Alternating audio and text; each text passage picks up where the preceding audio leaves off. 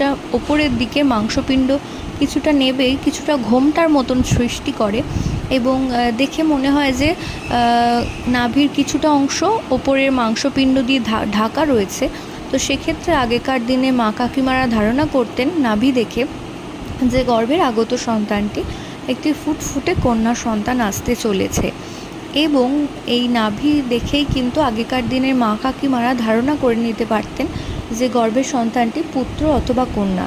এবং কোনো কোনো মায়ের কিন্তু নাভি পরিবর্তন হতো না, এবং সেক্ষেত্রেও কিন্তু বলা হতো যে গর্ভের আগত সন্তানটি একটি ফুটফুটে কন্যা সন্তান আসতে চলেছে।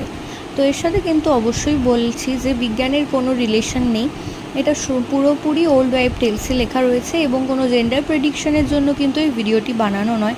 তো আশা করছি ভিডিওটা আপনাদের কাজে আসবে। প্রত্যেকে ভালো থাকুন, সুস্থ থাকুন এই কামনা করে ভিডিও এখানেই শেষ করলাম। নমস্কার।